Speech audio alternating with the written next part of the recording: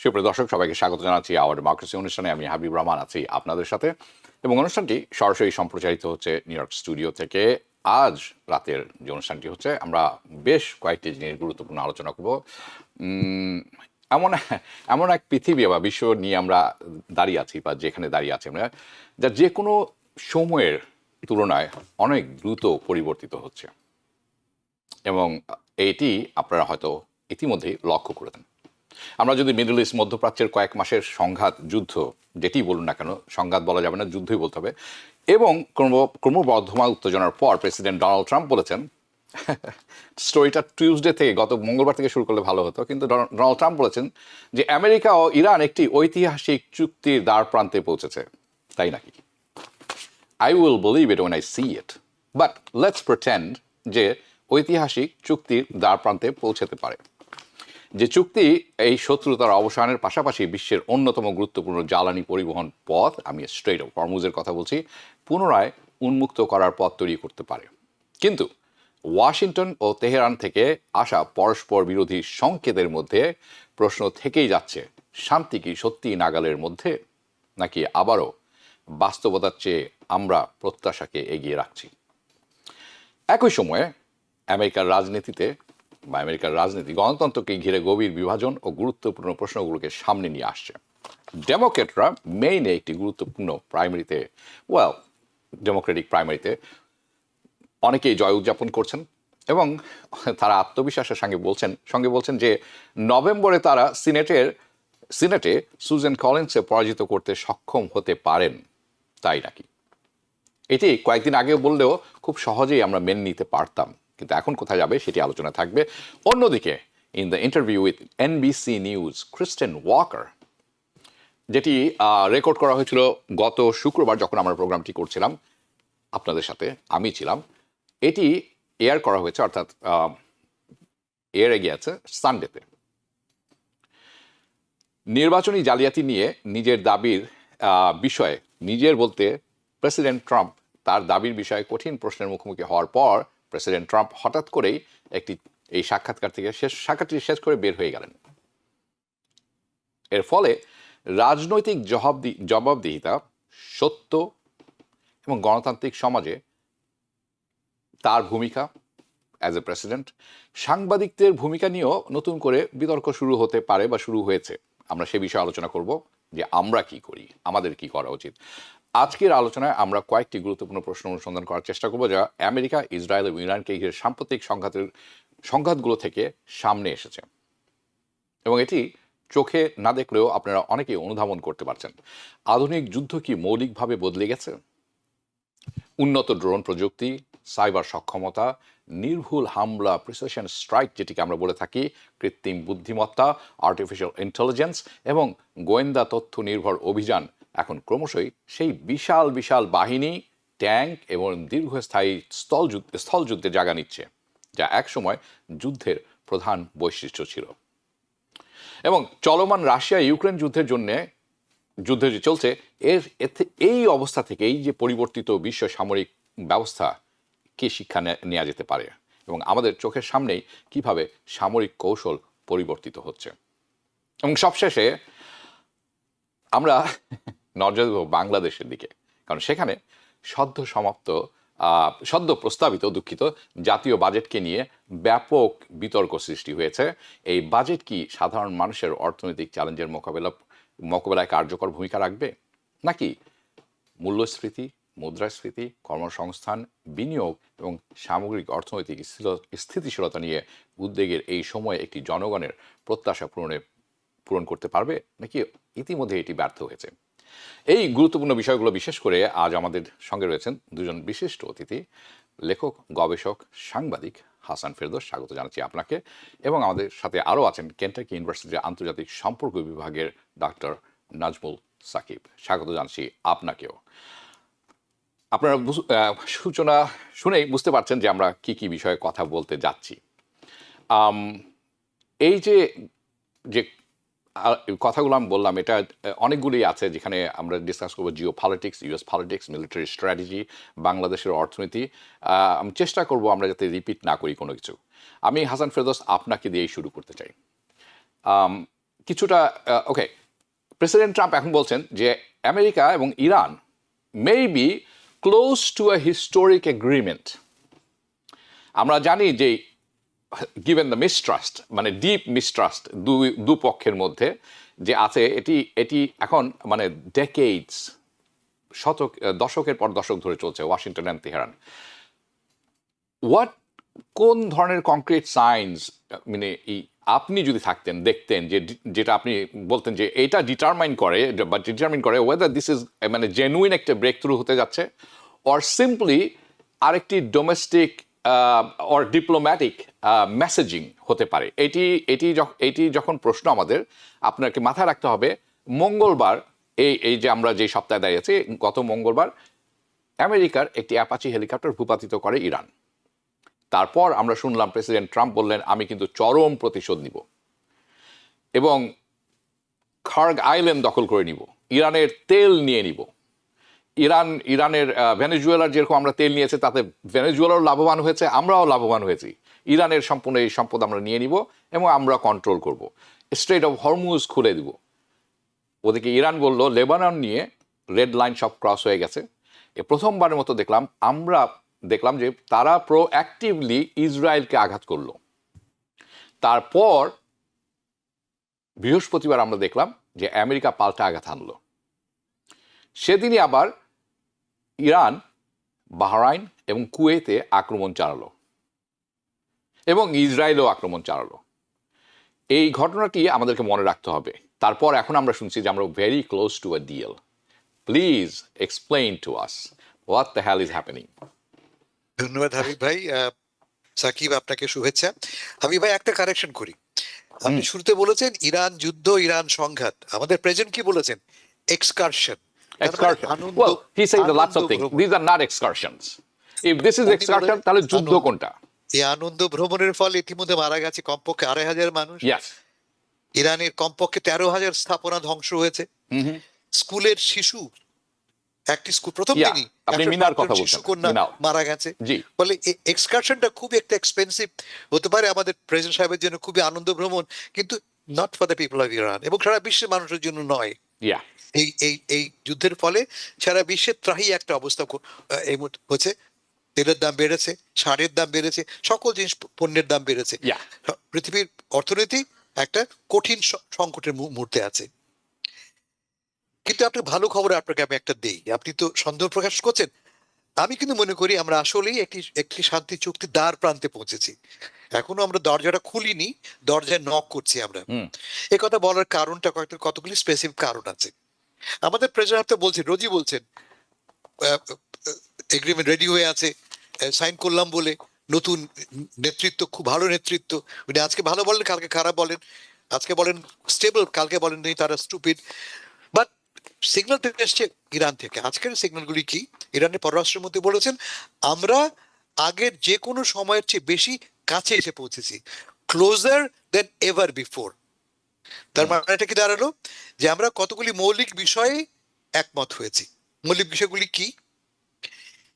যেখানে এখনো পুরোপুরি ছবিটা পরিষ্কার নয়, কারণ আমেরিকা বলছে এক কথা, ইরান বলছে এক কথা।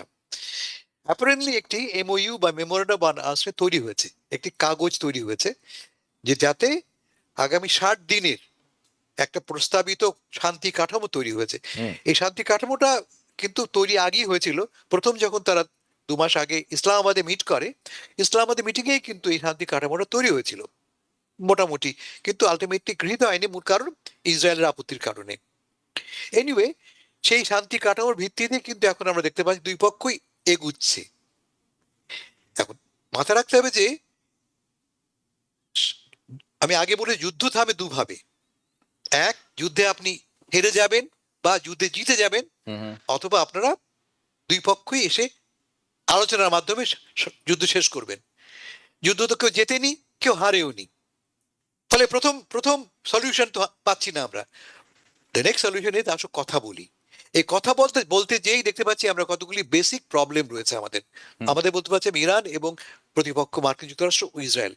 মনে রাখতে হবে যুদ্ধটা একলা মার্কিন যুক্তরাষ্ট্র নয়, ইসরায়েলেরও। ইনফ্যাক্ট ইসরায়েলের ইনভেস্টিগেশনে ইসরায়েল খোঁচা দিয়েছিল বলেই প্রেসিডেন্ট ট্রাম্প সাহেব তড়িঘড়ি করে যুদ্ধ করতে গেছেন। স্টিকিং পয়েন্ট মূলত দুটো। প্রেসিডেন্ট ডোনাল্ড ট্রাম্প সাহেব এমন কোন চুক্তি করবেন না যে চুক্তিটি 2015 সালে ওবামা যে চুক্তি স্বাক্ষর করেছিল ইরানের সাথে তার চেয়ে খারাপ হয়।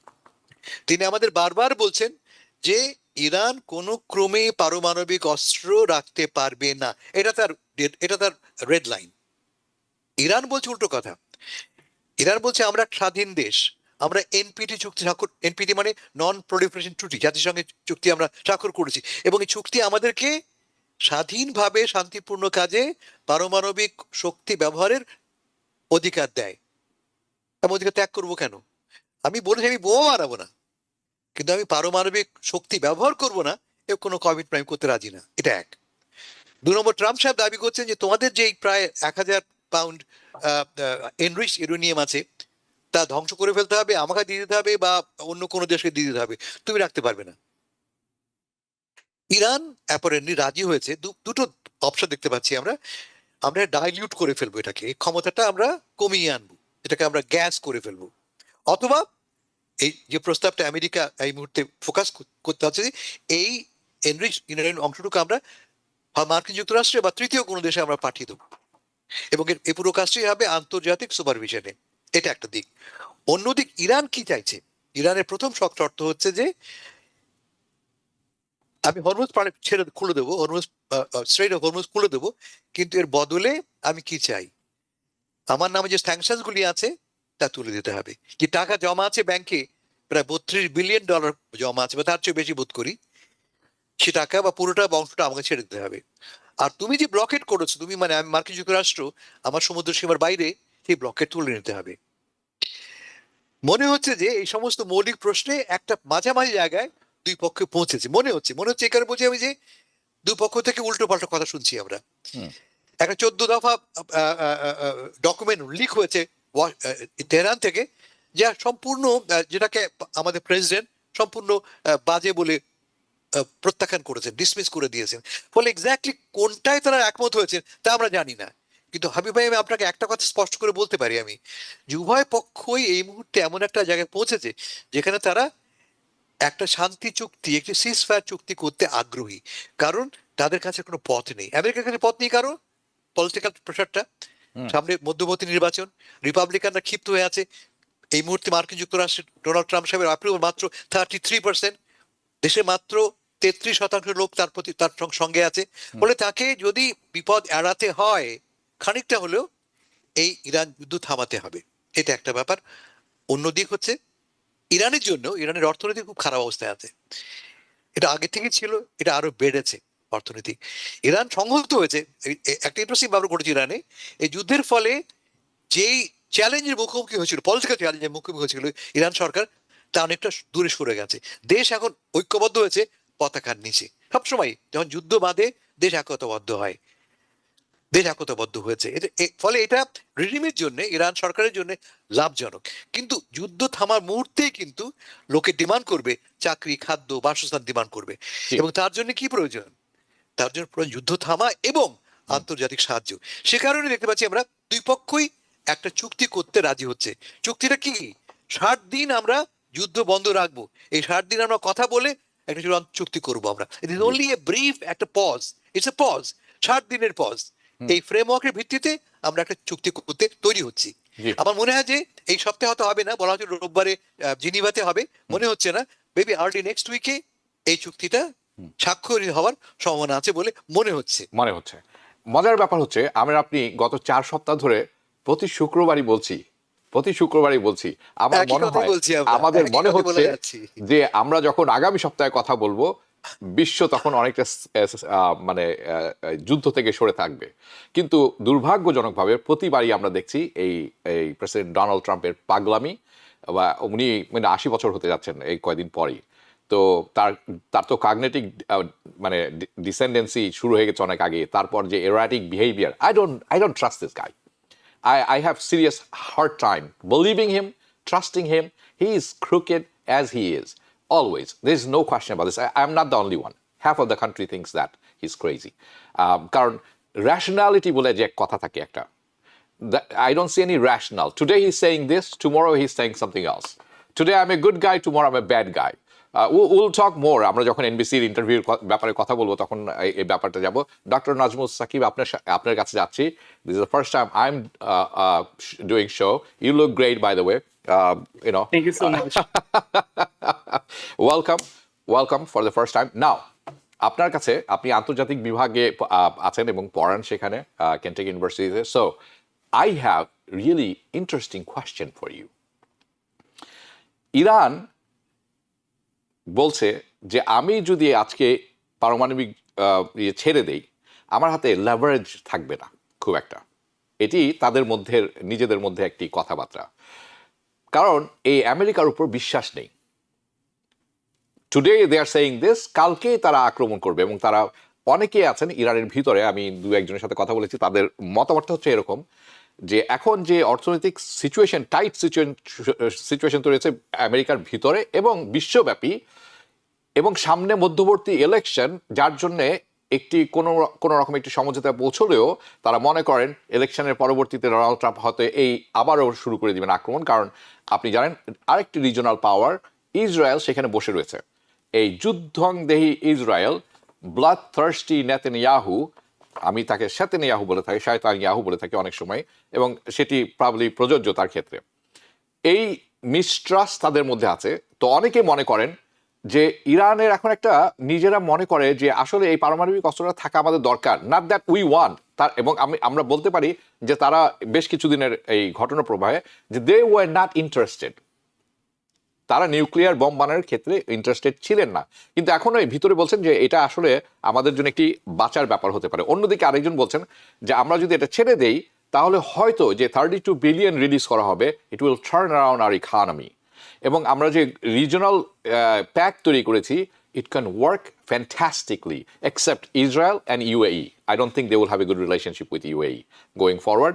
UAE is a Trojan horse. Now, এটি একটি ব্যাপার যেটা ব্যাখ্যা করবেন আপনি। এর সাথে সেকেন্ড যে জিনিসটা হচ্ছে এই টেনশনটা আমেরিকার ইরানের, যে এটা যদি রিডিউসড হয়ে যায়, কমপ্লিট কোনো একটা এগ্রিমেন্টে আসে, straight of Hormuz remain secure, meaning open for business, এর ইম্প্যাক্টটা গ্লোবাল এনার্জি ক্ষেত্রে, এনার্জি মার্কেটে, ইনফ্লেশনের ক্ষেত্রে এবং অর্থনৈতিক স্টেবিলিটির ক্ষেত্রে কি বহন করে, কিরকম around the world, what it means. Can you please explain this to us? Thank you Habib ভাই। প্রথম পার্টটা দিয়ে স্টার্ট করি, যেটা হচ্ছে যে একটা ট্রিমেন্ডাস মিসট্রাস্ট দুই পক্ষের মধ্যে আছে। এবং আপনি দেখবেন যে ইরানকে কিন্তু আমেরিকার তরফেও ব্লেম করার আসলে খুব বেশি একটা সুযোগ নাই। কারণ হচ্ছে ইরান গত এক বছরের মধ্যে পরপর দুইবার নেগোসিয়েশন চলাকালীন সময়ে তাদের নেগোসিয়েটরদের ওপরে অ্যাটাক হয়েছে আমেরিকার তরফে। তো আমেরিকার ক্যাপিটাল বলতে কোনো কিছু নাই, মানে ওই যেটাকে বলে হচ্ছে রেপুটেশন আর কি, সেটা বলতে কোনো কিছু নাই। শুধু এটা ইরানের জন্য না, যে কোনো পরবর্তী নেগোসিয়েশনের জন্য আমেরিকার ওই ফেস ভ্যালুটা অ্যাটলিস্ট ট্রাম্প অ্যাডমিনিস্ট্রেশনের আন্ডারে আর থাকলো না। তো সেই জায়গাটায় যেটাকে আমরা বলি টাইং হ্যান্ড ইন্টারন্যাশনাল রিলেশনসে, আপনি কি করে তার হাতটা বাঁধবেন আপনার প্রতিপক্ষের, যে কি গ্যারান্টি আছে যে সে ভায়োলেট করবে না। তো সেই জায়গা থেকে ইরানের অফিসিয়ালরা যেটা মাঝে মধ্যে বলছেন যে we have all the time, president ট্রাম্পের মতো তাড়াহুড়া আমাদের নাই। হ্যাঁ, এই কথা সত্যি, তাদের ইকোনমি ট্রিমেন্ডাসলি ক্ষতিগ্রস্ত হয়েছে, তাদের অনেক অবকাঠামোগত ক্ষয়ক্ষতি হয়েছে, অবশ্যই তাদের প্রাণহানি হয়েছে, তাদের top echelon of military and civilian leadership decapitated হয়েছে, সবকিছু সত্যি। কিন্তু আমাদের মনে রাখতে হবে যে ইরান তো আর 10টা ডেমোক্রেটিক ইলেকটোরাল ডেমোক্রেসি না। ইরানের গভর্নেন্স স্ট্রাকচারটা অনেক বেশি লেয়ার্ড এবং অনেক বেশি কুশনড ইন দ্যাট সেন্স, এবং অনেক বেশি ইনডিরেক্ট। সো তাদের হাতে আসলেই সময় থাকার ব্যাপারটা আসলে একটা লিবারাল ডেমোক্রেসির মতো না। তো সেদিক থেকে দেখলে তারা যেটা করার চেষ্টা করছে এই নেগোসিয়েশনগুলোর মধ্যে দিয়ে, যে তারা একটা ন্যূনতম সিকিউরিটি গ্যারান্টি চায়, এবং তারা বারবার বলেছে যে সেই সিকিউরিটি গ্যারান্টিটা আসতে হবে হচ্ছে স্ট্রং গ্যারান্টরদের মধ্য দিয়ে, যেমন রাশিয়া এবং চায়না। এবং তারা ন্যূনতম পক্ষে একটা ইউএন সিকিউরিটি কাউন্সিল রেজলিউশন চান, যেটাতে এই দুইটি পক্ষ গ্যারান্টর থাকবে, যে পরবর্তীতে সিকিউরিটি গ্যারান্টি আর কি, যে যুদ্ধ বাঁধলে তারা এটা ইরানকে নিরাপত্তা দেবে। তো এটা হচ্ছে তাদের লং টার্ম অবজেক্টিভ এখানে। সেখানে পারমাণবিক নেগোসিয়েশনের যে পয়েন্টটা আপনি তুলেছেন সেটা খুবই ইন্টারেস্টিং, কারণ ইরান বারবার বলছে যে যদিও এই যুদ্ধ শুরু হয়েছিল যে সমস্ত অবজেক্টিভের কথা বলে, তার মধ্যে অন্যতম প্রথম ছিল পারমাণবিক ফাইলটি, এবং এখনো প্রেসিডেন্ট ট্রাম্প বারবার বলছেন যে এটা রেড লাইন, কিন্তু ইরান বলেছে এই মেমোরেন্ডাম অফ আন্ডারস্ট্যান্ডিং এর সাথে নিউক্লিয়ার ফাইলের কোনো সম্পর্কই নাই। ইরানের পজিশন এটা, সে নিউক্লিয়ার বিষয়ে কথাই স্টার্ট করবে না। This MOU is all about ending the war on all fronts, এবং সেইটা রিলেটেড যে রেপারেশনস এবং অন্যান্য বিষয়, এই পুরা রিজিয়নের যে সিজফায়ার আক্ষরিক অর্থে, এই মানে ট্রাম্পের মতো হালকা চালের সিজফায়ার না, যেখানে মোটামুটি ছোট স্কেলে যুদ্ধ চলতে পারবে, এরকম না। এই এমওইউটা হচ্ছে শুধুমাত্র এই যুদ্ধ থামানো নিয়ে। এটা যদি কার্যকর হয়, যেটা সম্ভাবনা আমি খুবই কম দেখি, কারণ এখানে অন্যতম গুরুত্বপূর্ণ পক্ষ হচ্ছে নেতানিয়াহু এবং তার ইসরায়েল, এবং যেটা ইরান একরকমের টেস্ট করলো, একরকমের মানে আগে থেকে পৃথিবীকে দেখায় নিল আর কি, যে কি ঘটতে যাচ্ছে। যে ট্রাম্প বলল যে গুলি করো না, অথবা এই সিজফায়ার লঙ্ঘন হবে, এখন ইরানে অ্যাটাক করা যাবে না, অথবা বৈরুতে অ্যাটাক করা যাবে না। ঠিক সেই কাজটাই লঙ্ঘন করলো নেতানিয়াহু, এবং ইরান এই জিনিসটা দেখানোর জন্য ইরান জাস্ট কয়েকটা মিসাইল ছুড়ে জিনিসটা ডেমনস্ট্রেট করলো যে বেসিক্যালি আমেরিকার সাথে এমওইউ সাইন করি অথবা ট্রিটি সাইন করি, এটা মানে ফাংশনালি ইনএফেক্টিভ, কারণ এটা কোনো মানে হয় না। আমেরিকার এই ক্ষমতা নাই যে সে ইসরায়েলকে আটকাতে পারে একটা কোনো কিছু মেনে নেওয়ার ব্যাপারে। সো এটা একটা ডেমনস্ট্রেশন ছিল। সো সর্বোপরি আমি যেটা মনে করি যে সিনারিওটা খুবই ব্লিক, এবং ইরানের দিক থেকে কিন্তু যেটা আমি রিসেন্টলি শুনছিলাম, ইউনিভার্সিটি অফ শিকাগোর রবার্ট পেপ তিনি বলছিলেন যে ইরান তো মানে যদি আমি গেম থিওরিটিক্যালি দেখি, আমি যদি ইরানের সাইডটা প্লে করতাম এখন, Iran has all the time, mid term পর্যন্ত ড্র্যাগ করে নিয়ে যাবে ইরান, জুলাইয়ের শেষ অথবা আগস্টের শুরু পর্যন্ত এই হরমুজ আটকায় রাখবে, যাতে সমস্ত স্ট্র্যাটেজিক রিজার্ভ অফ ফুয়েল শেষ হয়ে যায়, এবং প্রাইসটা আমেরিকান গ্যাস প্রাইসটা অ্যাভারেজে যাতে 6-এর উপরে অথবা 7-এ যায়, যাতে ট্যাঙ্ক করা যায় ট্রাম্পের প্রেসিডেন্সিকে। সো ইরানের পজিশন হচ্ছে এটা, মানে যাই কথায় থাকুক, র্যাশনালি কিন্তু আমি কোনো কারণ দেখি না ইরানের সাইড থেকে। আমি মেনে নিচ্ছি ইরান খুবই চাপের মধ্যে আছে, কিন্তু again they have some level of imperviousness ওখানে, কারণ ওখানে যেটা তাদের যে রিজিম, সেটা তো আসলে ইলেকটোরাল একটা প্রসেসের, ওপেন ইলেকটোরাল প্রসেসের উপর ডিপেন্ডেন্ট না। সো আমি আসলে খুব বেশি আশাবাদী হতে পারছি না, যদিও একটা এমওইউ দেখি, তাও এটা থামবে এখানে আমি এই আশাবাদ দেখতে পাচ্ছি না। আপনাকে একটা তথ্য দিই, সাথে আমাদের দর্শকরা আছেন। আমরা জানি প্রেসিডেন্ট ট্রাম্প বলেছিলেন I told him not to retaliate, কিন্তু নেতানিয়াহু শুনেননি। বারাক রবিনের নাম শুনেছেন? This guy is a journalist. This is Trump's one of the favorite journalists. Yes. This guy, you know, he's a warmonger, he's a Zionist, and he lies a lot.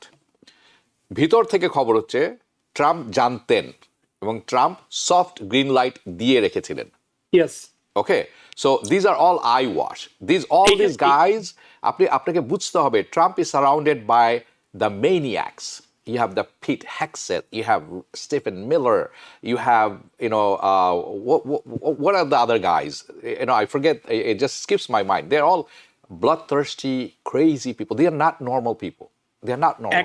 একটা footnote দিয়ে নেই, আপনি যে স্টোরিটা বলছিলেন, ওই যে নেতানিয়াহুকে গালিগালাজ করার যে লিকটা, যেটা লিক করলো, সেই লিকের পরে দি অনিয়ন যে স্যাটিরিক্যাল ম্যাগাজিন, সেটা একটা খুব ইন্টারেস্টিং কার্টুন করেছিল যে Trump wrote strongly worded check to Netanyahu. That's pretty much it. Yeah. This is how funny it is. So I mean, আমরা এই যে একটু আগে হাসান ফেরদৌস বলছিলেন যে আমরা আশা করছি কিছু একটা হবে এবার মনে হচ্ছে, এই জায়গাতে এসেই সন্দেহ পোষণ করতে হয় যে আর দিস গাইজ আর, কারণ আমরা দেখেছি তারা গুড ফেইথে নেগোসিয়েশন করেননি। এর আগেও যখন প্রথম দিকে ইরানের ডেলিগেশন গিয়েছিল, সেখানে ইসরায়েল বোমা ফেলেছিল। মানে you are killing the delegates, the messengers, that's crazy. Who the hell is going to argue, have a you know, sit down and talk? I don't understand. Anyway, Hasan Ferdous, আপনার কাছে যাচ্ছি। আমি একটু অভ্যন্তরীণ বিষয় আসবো, সেখান থেকে আবার আন্তর্জাতিকে ফেরত যাব।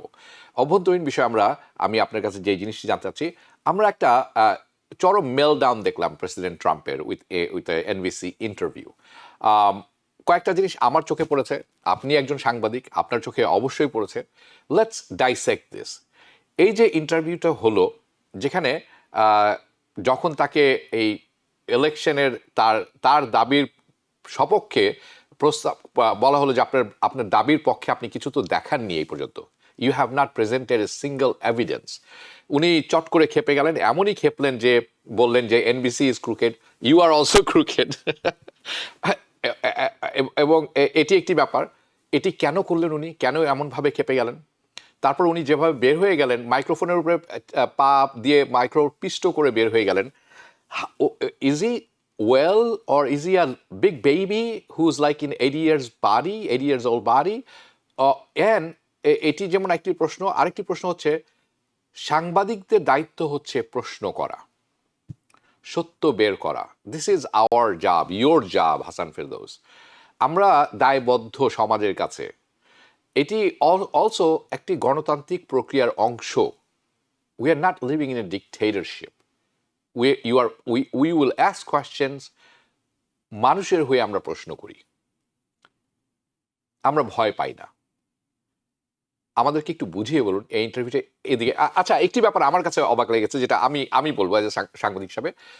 ক্রিস্টিয়ান ওয়াকার বলছিলেন যে please mister president, please I came from so far here in Wisconsin. No, কোনো সাংবাদিক any journalist should not beg. If any guy wants to leave, let them leave, because that guy is not honest. That's just my 2 cents. Please, I will hear from you. রবি ভাই, এইটাই প্রথমবার নয় যে president Donald Trump সাক্ষাৎকারের মাঝখান থেকে উঠে গেলেন। Agree. ইনফ্যাক্ট এটা recorded third time. Yeah. NPR সঙ্গে কাণ্ড করেছেন, এনবিসির সঙ্গে করেছেন, এবিসির সঙ্গে করেছেন। পরপর তিনটি, তার এই 18 থেকে এই পর্যন্ত 3টি এক্সাম্পল দেখি আমরা। লাইভ টিভি ইন্টারভিউতে তিনি ওয়াক আউট করছেন, নাটকীয় ফ্ল্যাট সহ একটা এমনি খুব নাটকীয় ভাবে তিনি উদ্ধত ভাবে মিটিং ত্যাগ করছেন, প্রত্যাখ্যান করে এই বলে যে তোমরা ক্রুকেড মিডিয়া, ক্রুকেড, লায়ার্স, মিথ্যাচারী। এবং আপনি ঠিক বলেছেন যে আমাদের কাজ সাংবাদিক হিসেবে প্রধান কাজ হচ্ছে কি, যারা ক্ষমতাবান তাদের সামনে প্রশ্ন করা, তাদেরকে প্রশ্ন করা, সত্যটাকে বের করে আনবার জন্য। এই কাজটা অন্য কেউ করবে না, করার নেই, একমাত্র আমরাই করতে পারি। কারণ আমরা পক্ষপাত দুষ্ট না হয়ে, আমাদের দোষ আছে, আমরাও পক্ষপাত দুষ্ট কোনো ক্ষেত্রে, কিন্তু আমাদের প্রকৃত কাজ হচ্ছে পক্ষপাত দুষ্ট না হয়ে ক্ষমতাবানদেরকে প্রশ্ন করা, তুমি কাজটা কেন করছো। সূত্রটা কি ছিল, তর্কের বিষয়টা কি ছিল? তা ছিল যে ক্যালিফোর্নিয়ার যে নির্বাচন, প্রাইমারি নির্বাচন হয়ে গেল, তিনি বলছেন যে এই নির্বাচনে অনেক কারচুপি হয়েছে, কারণ একজন রিপাবলিকান ক্যান্ডিডেট তিনি জিতছিলেন, তিনি এগিয়েছিলেন, নির্বাচনের ভোট পুরোপুরি গণনা হয়নি, প্রথম ইনফ্যাক্ট এখনো গণনা শেষ হয়নি ক্যালিফোর্নিয়া নির্বাচনের ফলাফল আমরা চূড়ান্ত, ইট টেকস টাইম, কারণ ওরা মেইল ইন ব্যালট করে। নিয়ম এটা, ইলেকশন শেষ দিন পর্যন্ত ভোট হয়, মেইল ইন ভোট হয়, অনেক ব্যাপার আছে, অনেক ব্যাপার আছে। ভোট দেন, ভোটের দিনে ভোট দেন এবং আপনার স্ট্যাম্প থাকে, এই ভোটটা 7 দিন পর্যন্ত, রাত 12টা পর্যন্ত যদি স্ট্যাম্পটা থাকে গৃহীত হবে। তাকে প্রশ্ন করা হচ্ছে যে আপনি বলছেন mister president, what is the evidence? Yes. এবং এটা শুধু এই ক্ষেত্রে নয়, তিনি এই কথা বারবার বলেছেন, আমি জিতলে ইজ ফাইন, আমি হেরে যাওয়া মানে রিগড হওয়া। এই যে অবস্থান তিনি গ্রহণ করেছেন সম্পূর্ণভাবে অগণতান্ত্রিক, সম্পূর্ণভাবে অগণতান্ত্রিক। ফলে ইউ আর রাইট, আমি আপনার সঙ্গে ব্যাপারে একমত যে আপনার আমার দায়িত্ব হচ্ছে শুধুমাত্র প্রেসিডেন্ট ট্রাম্পকে নয়, রিপাবলিকানদের, ডেমোক্রেট উভয়কে এ প্রশ্ন করা। লক্ষ্য করে দেখবেন যে বলা হয় মার্কিন যুক্তরাষ্ট্রের নির্বাচনী ব্যবস্থা তার সবচাইতে বেশি রিগড প্রুফ। আমাদের মাল্টি লেয়ার্ড ব্যবস্থা আছে যাতে করে কারচুপি না হয়। কারচুপি হলে কি করতে পারি আমরা কোর্টে যেতে পারি। 2020 সালের নির্বাচনে প্রায় 70 বার মামলা করেছেন প্রেসিডেন্ট ট্রাম্প এবং তার দল, 70 টাইমস। বারবার তিনি পরাজিত, ফিরে এসছেন, কোর্ট তাকে প্রত্যাখ্যান করেছে। জাস্ট ইমাজিন করেন, মানে আপনি নিজেই জাজ হবেন, আপনি এক্সিকিউশনার হবেন, তা তো হতে পারে না। আমাদের বিচার ব্যবস্থা আছে, আপনি এভিডেন্স প্রডিউস করুন, আপনার পক্ষে রায় যাবে বা বিপক্ষে রায় যাবে। 70টা কেস আমরা দেখেছি। আমরা এও মনে করতে পারি প্রেসিডেন্ট ট্রাম্প সাহেব কি বলেছিলেন জর্জিয়ার রিপাবলিকান গভর্নরকে, ফাইন ফর মি, আমার জন্য খুঁজে বের করো ওই 7,880 ভোট, যে কটা ভোটার আমি ডেফিসিটে আছি। হোয়াট ডাজ ইট মিন, খুঁজে বের করো মানে আমাকে নকল ভোট দাও। আমাদের প্রেসিডেন্ট ওপেনলি বলছেন মাইক্রোফোনের সামনে, fine for me those votes that find those 7,820 votes. We remember those. এটা তিনি কেন এখন এই 2025-26 সালে এসে এটা তিনি কেন করছেন? Very significant. আমরা আগে বলেছি মাত্র কয়েক মাস বাকি আছে মধ্যবর্তী নির্বাচনে। মধ্যবর্তী নির্বাচনের চেহারাটা কিরকম আমরা দেখতে পাচ্ছি যে হাউসে এবং সিনেটে দুটোতেই তার পরাজয় হওয়ার বিপদ সম্ভাবনা আছে। বিশেষ করে হাউসে যদিও তারা চেষ্টা করছে নানাভাবে, তারা এই ম্যাপিং রিডিস্ট্রিক্টিং এর মাধ্যমে চেষ্টা করছে ব্যবধান কমিয়ে আনবার জন্য, কিন্তু আমরা মোটামুটি কনফিডেন্টলি বলতে পারি যে হাউস হাত বদল হচ্ছে, সিনেটও বদল হতে পারে। জি, এই অবস্থায় তিনি মাঠ তৈরি রাখছেন এই কথা বলবার জন্য যে দেখো এই তো রিগড হয়েছে ইলেকশন, আমরা হারিনি, রিপাবলিকানরা হারিনি, যাতে করে তিনি আগে থেকেই, যাতে করে তিনি নির্বাচন মুহূর্তে বলতে পারেন এই নির্বাচন সঠিক নির্বাচন নয়। এখন মজা হচ্ছে, আমি একটু আগে যেটা বললাম, মার্কিন নির্বাচনী ব্যবস্থা পৃথিবীর সবচাইতে সুরক্ষিত নির্বাচনী ব্যবস্থার একটা। সেখানে আমার প্রেসিডেন্ট কি বলছেন যে আমার নির্বাচনী ব্যবস্থা খারাপ। রাইট। কোথায় তাকে তিনি ডিফেন্ড করবেন? আর ডিফেন্ড না করে তিনি কি বলছেন যে আমার ব্যবস্থা সবচেয়ে খারাপ, থার্ড ওয়ার্ল্ডের চেয়ে খারাপ তিনি বলছেন। I expect my president to defend my country, I expect my president to defend my system. যদি কোন ডিফেক্ট থাকে তাকে গো এন্ড ফিক্স ইট। তা না করে তিনি কি করছেন, বিশ্বের সামনে তিনি আমার ব্যবস্থাটাকে সবচেয়ে খারাপ বলে চিহ্নিত করছেন। কারণটা কি যেটা বললাম আমি, পলিটিক্যাল গোল। পলিটিক্যাল গোলটা কি? আগামী নির্বাচনে পরাস্ত হলে এই কথা বলা যে আমি হারিনি কারণ কারচুপি হয়েছে, আমি হারিনি কারচুপি হয়েছে। প্রথম কথা, খুব গুরুত্বপূর্ণ কথা বলেছেন আপনি, সেটা হচ্ছে কি, আমি যদি জয়ী হই তাহলে ইলেকশন ফেয়ার অ্যান্ড স্কোয়ার, ঠিক হয়েছে। আমি যদি পরাজিত হয়ে যাই তাহলে আমাকে পরাজিত করা হয়েছে চক্রান্ত করে, এবং এখানে অনেক দুর্নীতির আশ্রয় নিয়ে করা হয়েছে। এই ট্রাম্প এবং তার যে সাঙ্গপাঙ্গ আছেন, তারা যে সমস্ত কথাবার্তা বলছেন এবং কর্মকাণ্ড করছেন, বাই দ্য ওয়ে ভিউয়ার্স, আপনারা যারা দেখছেন, একই সময় স্টক মার্কেট থেকে বিলিয়নস অফ ডলার্স লুটে নিচ্ছেন। Okay, is a stock market manipulator. এই গ্রুপটিকে, এই পুরো ক্যাবিনেটকে দেখলে আমার একটা কথা মনে পড়ে যাচ্ছে, মানে একটা আমি যোগটা উপমা হিসেবে ব্যবহার করব, আপনারা আক্ষরিক অর্থে নেবেন না। মুসলমান যারা আছেন তারা হয়তো একটু ব্যথিত হতে পারেন, প্লিজ আমার উপরে চড়বেন না। আর যারা হিন্দু আছেন, এই যোগ শুনে খুশি হওয়ার কোনো কারণ নেই, কারণ এটা একটা উপমা। ওকে, এটা এরকম, আপনারা জেলে কখনো গিয়েছেন? জেলে কিন্তু দেখবেন ওই আজান দিচ্ছে, এবারটা হলো দাগি আসামি, ও আজান দিচ্ছে, যে নামাজ পড়ায় এ বেটা কিন্তু ওই মানে জল্লাদ, ও কিন্তু গলা কাটে, তার কাজই হলো মানে এক্সিকিউশন করা। আর যে কটা নামাজ পড়তে দাঁড়িয়ে আছে সব খুনি বাটপার চোর। That's the situation in jail. তার মানে তারা কি, ইটস এ ম্যাটাফোর, এটা একটা উপমা। এই জন্য আমি প্রথমে বলেছি আমি জানি আপনারা অনেকেই গালবন্ধ শুরু করেছেন, কিন্তু প্লিজ এটা একটা উপমা হিসাবে নেবেন।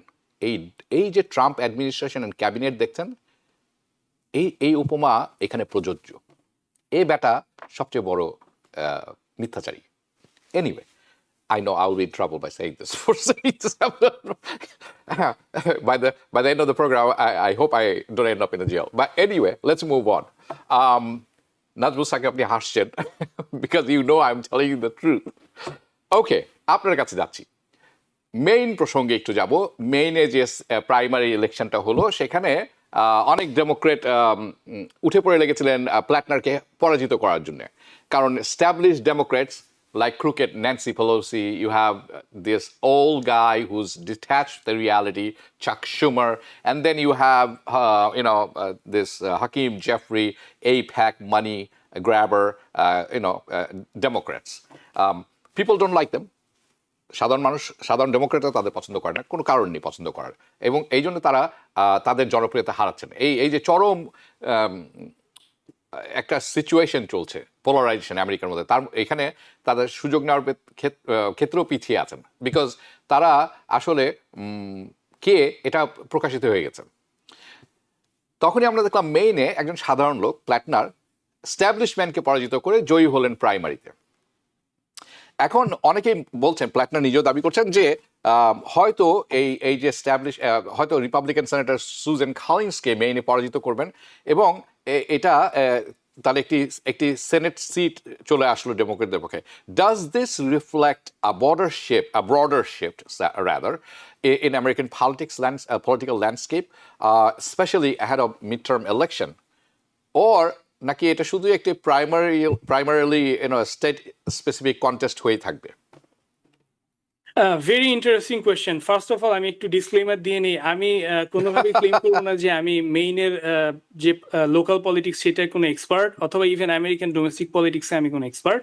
আমি জাস্ট একজন সাধারণ মানুষ হিসেবে যেটা ফিল করি সেটা বলবো এখানে। সেটা হচ্ছে যে ইউ আর রাইট যে by the way it's a good disclaimer, it's a safe disclaimer. Right. So মানে যিনি ডেমোক্রেটদের তরফে জিতলেন এই প্ল্যাটনার, মানে he comes to me like মানে an unorthodox বা maverick Democrat, in the sense যে তিনি একদিকে হচ্ছে একজন ভেটেরান, তার মিলিটারি ব্যাকগ্রাউন্ড আছে, আরেকদিকে তিনি একজন অয়েস্টার ফার্মার। সো তিনি ওই দিক থেকে রিলেট করতে পারেন যে ওয়ার্কিং ক্লাস যে পপুলিজম সেটার সাথে, যেটা একটা অনেক বড় সেলিং পয়েন্ট ছিল ট্রাম্পের। এবং তার ওয়ান অফ দি অ্যাডভাইজার, যার কথা না বললেই না, স্টিভ ব্যানন, সবসময় বলতেন যে ওয়ার্কিং ক্লাস পপুলিজম হচ্ছে আমাদের আইডিওলজি। তো সেদিক থেকে দেখলে ওই ক্রস কাটিং জায়গাগুলোতে উনি ক্লিক করেন, এবং তিনি প্রচলিত যে প্রোগ্রেসিভ রেটোরিক ডেমোক্রেটিক পার্টির, সেইটার দিকে খুব বেশি ফোকাস দিয়েছেন কিনা আমি জানি না, আমি খুব বেশি পড়ার সুযোগ পাইনি। যতটুকু দেখলাম তিনি অনেকটাই পপুলিস্ট, এবং সেই জায়গায় তিনি ওই ইকোনমিক ডিসপ্যারিটি, করাপশন, তারপর ওয়ার্কিং ক্লাস মানুষের যে সমস্ত সংকট, সেগুলোর কথা বলছেন। এবং বিশেষত মেইনে যে বিশাল একটা রুরাল এবং ওয়ার্কিং ক্লাস ভোটার আছে, তাদেরকে তিনি হয়তো কানেক্ট করতে পারবেন ওই জায়গায়। তবে একটা জিনিস আমার কাছে খুব ইন্টারেস্টিং লেগেছে, যে তিনি একদিকে যেরকম ডেমোক্রেটিক পার্টির, আরেকদিকে তার তো কিছু কন্ট্রোভার্সির ব্যাপার আমরা সবাই দেখলাম, বিশেষ করে ওই কিছু পাস্ট ঘটনা, এবং সেগুলোর সাথে যে রাইট উইং একরকমের এক্সট্রিমিজমের কিছু সিম্বল জড়িত আছে। তো সেদিক থেকে দেখলে আসলে মেইনের পলিটিক্সে উনি কি হবেন সেটা আমি বলতে পারছি না। বাট আপনি যেটা ব্রডার কোয়েশ্চেন করেছেন, আমেরিকাতে যেটা আমি ওভারঅল বলবো যে ইয়াং ভোটারদের মধ্যে ক্রমেই একটা কনসেনসাস ডেভেলপ করছে যে there is a uniparty in America, এবং এটাই হচ্ছে রুলিং ক্লাস। এবং এটার বাইরে এসে আমাদেরকে একটা ট্রুলি আমেরিকান মানুষের স্বার্থের জন্য একটা কিছু করতে হবে, সেটা যে নামেই হোক, সেটা ট্রু আমেরিকা ফার্স্ট হোক, বা আমাদের কেন্টাকি থমাস মেসি যেটাকে এখন বলছেন আমেরিকা অনলি, সেটা হোক, অথবা যেটাই বলি আমি, এই ইউনিপার্টির বিরুদ্ধে বের হয়ে এসে আরেকটা নতুন কিছু করতে হবে। এবং সেই জায়গায় হয়তো এরকম একজন ডেমোক্রেট খুব ইন্টারেস্টিং একটা এক্সাইটিং চয়েস, যে প্রথাগত ডেমোক্রেট যেরকম প্রোফাইলের হন, তার বাইরেও তিনি ভোটারদেরকে হয়তো আপিল রাখছেন একরকমের। এটাই আমি বলবো। It's a very good analogy. আপনি বলছেন যে আসলে রুলিং ক্লাস কিন্তু বদলায়নি, এবং মানুষ এখন রুলিং ক্লাসের বিরুদ্ধে দাঁড়িয়েছে। People are against the ruling class because people are sick and tired of it. আপনি America is spending more money in paying interest, right? America ইন্টারেস্টের যে পয়সা রাজস্বতে, মানে প্রতি বছর রাজস্বের খাতে খরচ হচ্ছে, এটা হচ্ছে মিলিটারি ডিফেন্সের চেয়েও সবচেয়ে বেশি, ইভেন মেডিকেলের চেয়েও বেশি। আশ্চর্যজনক how a responsible fiscally you can be. আমরা রিপাবলিকানদের কাছে শুনি যে when we go there we'll be fiscally responsible. I see nothing from the Democrats, I see nothing from the Republicans. Yet we are digging holes. We are not now. This country is a hole of $39 trillion budget deficit. What's going to happen? Who's going to pay for it? The bond yield is in a crazy market. Today was the stock market was crazy. Elon Musk became a $2 trillion guy all of a sudden because of IPOX, মানে SpaceX opening এর জন্য, IPO এর জন্য. So you have this K-shaped economy. People are suffering on the bottom level. On the top level, they are on the moon. So that is one thing. Maybe we'll talk about it in a different day. আরেকদিন আমরা কথা বলবো, কারণ এটা কথা বলার সময় চলে এসেছে. Hopefully we see the reflection in the election midterm. Hopefully. Anyway, Hasan Ferdous, সাম্প্রতিক যে যুদ্ধ চলছে ইরানে, এবং একই সাথে যে ইউক্রেন যুদ্ধ চলছে, বাই দ্য ওয়ে আপনাকে অসংখ্য ধন্যবাদ আমাকে স্মরণ করিয়ে দেওয়ার জন্য। সেটি হচ্ছে যে এই ইউক্রেন যুদ্ধ আসলে দ্বিতীয় বিশ্বযুদ্ধের পর ইউরোপে বা দ্বিতীয় বিশ্বযুদ্ধের পর, correct me if I am রং, দীর্ঘতম যুদ্ধ এখন চলছে। প্রথম মহাযুদ্ধ, প্রথম মহাযুদ্ধের পর এটি হচ্ছে longer than the First World War. Longer than the First World War, যেটি আমরা জানতাম যে এই যুদ্ধটি 2 সপ্তাহের মধ্যে শেষ হয়ে যাবে। সেই 2 সপ্তাহ আজ পর্যন্ত আসেনি। যুদ্ধের চেহারা চরিত্র প্রথম দিকে এদিক সেদিক পাল্টালেও একটা স্টলমেট জায়গায় পরিণত হয়েছে। ওয়েস্টার্ন মিডিয়া নিউজ পড়লে আমরা একরকম বুঝি, আবার যখন আপনি গ্রাউন্ড লেভেলে খবর নেবেন তখন একটু অন্যরকম মনে হচ্ছে। একদিকে মনে হচ্ছে রাশিয়া শেষ হয়ে গেল, আবার আরেকদিকে বলছে যে ইউক্রেন চরমভাবে জয়ী হচ্ছে। মানে খুব কনফ্লিক্টিং। তো এনিওয়ে কনফ্লিক্টিং এটা যদি আপনি ওয়েস্টার্ন মিডিয়ার কাগজপত্র পড়েন, গ্রাউন্ড লেভেল থেকে খবর নিলে কিছু সত্য তথ্য পাওয়া যায়, সেটি আমি কিছুক্ষণ পরে আলোচনা করব। কিন্তু এই রিসেন্ট কনফ্লিক্ট যে হলো, ইট হাইলাইটস একটা growing role of drones, cyber war, artificial intelligence driven operations. আমরা কি উইটনেসিং করছি, আমরা কি দেখছি একটি নতুন জগৎ যেখানে end of traditional large scale warfare, যেটি আমরা প্রথম বিশ্বযুদ্ধ, সেকেন্ড বিশ্বযুদ্ধ, Korean war, Vietnam war, even the Gulf war George বুশের সময়ে যে দেখেছি, এই যে কনভেনশনাল মিলিটারি পাওয়ার যেটা ডিটারমিন করতো the outcome, the result of major conflict, আমরা কি এইটির পরিসমাপ্তি দেখে একটা নতুন বিশ্বে চলে যাচ্ছি? প্লিজ আমাদেরকে একটু বোঝান। আমি ভাই, এই যে নতুন তথ্য প্রযুক্তি ভিত্তিক সমর ব্যবস্থা, তা যুদ্ধের সকল সমর আয়োজনকে পুরোপুরি বদলে দিচ্ছে ক্রমশ। তার ছোট্ট একটা আপনাকে এক্সাম্পল আমি দেই। আপনি ড্রোনের কথা বলেছেন।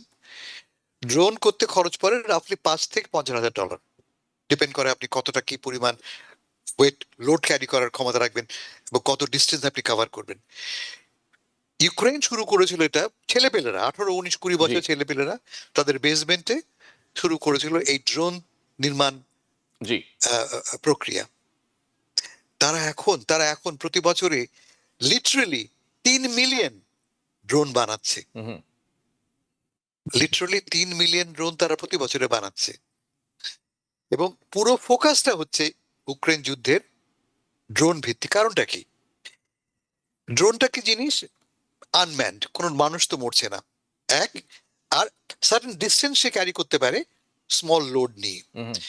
ইউক্রেন যেটা করেছে, ইউক্রেন অলরেডি 1000 মাইল পর্যন্ত ট্রাভেল করতে পারে এমন ড্রোন করেছে। আপনারা দেখেছেন যে মে মাসে 9 তারিখে বিখ্যাত ভিক্টরি ডে প্যারেডে, তার আগের সপ্তাহে ইউক্রেন মস্কোতে ঠিক ভিক্টরি প্যারেড যেখানে হবে রেড স্কোয়ার, তার পাশের এক অ্যাপার্টমেন্ট কমপ্লেক্সে হানা দিয়েছে।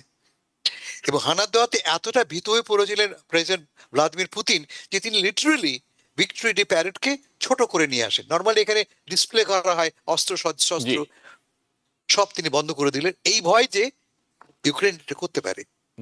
তার মানে এই ক্ষুদ্র দেশ, যা রাশিয়ার তুলনায় অর্থে, ধনে, মানে অনেক ক্ষুদ্র, অনেকটা ইরানের মতো, লিটারালি ইরানের মতো অ্যাসিমেট্রিক ওয়ার বলি এটাকে আমরা। আগে যুদ্ধ হতো সামনাসামনি, আপনার 5 লক্ষ আমার 15 লক্ষ, যুদ্ধ করে আসো, আপনার 10,000 ট্যাঙ্ক আমার 7,000 ট্যাঙ্ক, ট্রেঞ্চ ওয়ারফেয়ার। এখন তা হচ্ছে না। কিল জোন, তারা এখন কিল জোন তৈরি করে নিয়েছে। এই হচ্ছে এই আগামী এই 5 মাইল এলাকা, এখানে ঢুকবে রাশিয়ানরা, আমি উপর থেকে। আর এখন যদি ফাইবার অপটিক্স দিয়ে ব্যবহার করা যায় ড্রোন, আনডিটেক্টেবল, ডিটেক্ট করা যায় না। আগে শব্দ হতো, এখন শব্দটাও ডিটেক্ট করা যায় না। You are referring to Hezbollah's fiber optic drone attack। এবং এর ফলে লিটারালি প্রতি মাসে 30,000 মানুষ হারাচ্ছে রাশিয়া। 30,000। রাইট। রাশিয়া একটা অবস্থায় ছিল লোক রিপ্লেস করতে পারতো, সে মূলত বাইরে থেকে লোক এনে, বিদেশ থেকে। আমরা বাংলাদেশ থেকে লোক গেছে, বাংলাদেশের লোক যে যুদ্ধ করেছে মারাও গেছে, নাইজেরিয়া থেকে এসছে, কেনিয়া থেকে এসছে, সোমালিয়া থেকে এসছে, পয়সার জন্য। বলা হচ্ছে তুমি এখানে চাকরি পাবে, চাকরি তো নয়, চাকরি হচ্ছে যুদ্ধ করা। এবং তারা বেসিক্যালি ক্যানন ফডার বলি আমরা, এই ড্রোনের বোমাতে ছিন্ন ভিন্ন হয়ে গেছে। এবং অবস্থা এত খারাপ যে এখন পুতিন সাহেব নিজে বলছেন যে যুদ্ধ খুব দ্রুত শেষ হবে। আর একটা ইন্টারেস্টিং ঘটনা ঘটেছে, তা হচ্ছে যে এই যুদ্ধের প্রধান সাপ্লায়ার ছিল কে? মার্কিন যুক্তরাষ্ট্র প্রধান অর্থ এবং US through European allies, yes. না, প্রথম দিকেই বাইডেন আমলে US was the principal supplier of পয়সা এবং অস্ত্র। ইউএস আর নয়, এখন ইউরোপিয়ান ইউনিয়ন। গত মাসে তারা $90 বিলিয়ন তারা ঋণ মঞ্জুর করেছে ইউক্রেনকে। ফলে যুদ্ধটা এখন হয়ে পড়েছে basically Russia versus European Union. এবং এই যুদ্ধে রাশিয়ার পক্ষে জেতা, unless they use strategic nuclear, মানে ছোট আকারের ট্যাকটিক্যাল নিউক্লিয়ার উইপন যদি ব্যবহার সে না করে, এই যুদ্ধে সে জিতবে না। ফলে তাকে পথ খুঁজতে হবে কিভাবে আমি যুদ্ধ শেষ করব। ঠিক এক্স্যাক্টলি ইরানের অবস্থা, দুই পক্ষই চাইছে একটা পথ খুঁজে বের করতে, যুদ্ধ শেষ হবে কিভাবে, কিন্তু সেই অফ র্যাম্পটা কোনো পক্ষে খুঁজে পাচ্ছে না। একটা বড় প্রবলেম হচ্ছে Iran has a very strong মানে power in their hand, strait of Hormuz. Ukraine doesn't have such thing. একটা প্রবলেম, লেভারেজ যেটা আমরা বলি। হ্যাঁ, আরেকটা ব্যাপার, এই ব্যাপারে আমরা আগামী সপ্তাহে কথা বলবো। ভাই, ইউক্রেনের লেভারেজ হচ্ছে এই ড্রোন, ঠিক যেই শক্তিটা অ্যাসিমেট্রিক ওয়ারের যে শক্তিটা আছে। I'm not disagreeing with this, but what I'm saying is এই ড্রোন তো বিশ্বব্যাপীর উপরে কোনো অর্থনৈতিক পড়বে না, চাপ ফেলবে না। আমি আগামী সপ্তাহে এই ব্যাপারে আমি ব্যাপক কথা বলবো, কারণ আমি বেশ কিছু খবর নিয়েছি, স্টাডি করেছি। আমাদের হাতে 30 সেকেন্ডের মতো সময় থাকবে। নাজমুল সাকিব, আপনার কাছে যাচ্ছি। বাংলাদেশ সরকার বাজেট দিয়েছেন এবং তেলের দাম বেড়েছে 18%, অন্যান্য জিনিসের দামও জম্প দিয়ে বেড়েছে, মানুষের আয় বাড়েনি। বাস্তবসম্মত নাকি দেওয়ার জন্য দেয়া? 30 seconds to 40 seconds। আমি যেটা মনে করি যে এই গভর্নমেন্ট আসলে আগের গভর্নমেন্টের যে স্টাইলটা, যে অনেক বেশি বড় বড় অবকাঠামো ভিত্তিক যে উন্নয়ন মডেল, সেটার জায়গায় অনেকটাই তারা চেষ্টা করেছে একরকমের সোশ্যাল সিকিউরিটি নেট এবং কর্মসংস্থান বাড়ানো যাতে হয় এবং স্বাস্থ্য খাতে বেশি বিনিয়োগ হয়, এই ধরনের একটা জায়গায় তারা যাওয়ার চেষ্টা করেছে। এবং সেটা করতে গিয়ে যদি কোনো ইনফ্লেশনারি প্রেশার থাকে, আমি মনে করি যে এটা লং টার্মে হয়তো আমাদের মানে বিবেচনাটা আমাদেরকে লং টার্মে করতে হবে, বিশেষত এই কারণে যে এখন আমরা প্রচন্ড একটা বাজে অর্থনৈতিক অবস্থায় আছি সারা বিশ্বব্যাপী। তো আমি আরেকটু সময় দিতে চাই আর কি, গভর্নমেন্টের যে ওয়েলফেয়ার স্টেটের চিন্তা সেদিকে যে ওনারা মুভ করেছেন, আমি আরো কয়েক বছর দিতে চাই তাদেরকে। নাজমুল সাকিব, আপনাকে অসংখ্য ধন্যবাদ। হাসান ফেরদৌস, আপনাকে অসংখ্য ধন্যবাদ। আমরা পরবর্তী অনুষ্ঠানে আপনাদের সাথে দেখা হবে, কথা হবে। দর্শক, আপনারা যখন অনুষ্ঠানটি দেখছিলেন, আশা করি অনুষ্ঠানটি ভালো লেগেছে। যদি ভালো লেগে থাকে তাহলে যারা সোশ্যাল মিডিয়াতে দেখবেন, সাবস্ক্রাইব করতে ভুলবেন না। এবং টি-বক্স নামে একটি অ্যাপ্লিকেশন, যেটি সব প্ল্যাটফর্মে পাওয়া যায়, টিভিএন, আপনারা এটা ডাউনলোড করুন, দেখুন টিভিএন, সেখানে আপনি অনায়াসে দেখতে পারবেন। আমি আশা করি সেটি আপনারা করবেন, কারণ আমরা আপনাদের হয়ে কথা বলি, ভয় পাই না। দেখা হবে পরবর্তী অনুষ্ঠানে। শুভরাত্রি। TVN 24 টেলিভিশন দেখতে আজই কল করুন 7187776556। লগ ইন করুন www.totalcablebd.com। নিউ ইয়র্ক থেকে সম্প্রচারিত TVN 24 টেলিভিশন বিশ্বজুড়ে বাঙালির কণ্ঠস্বর।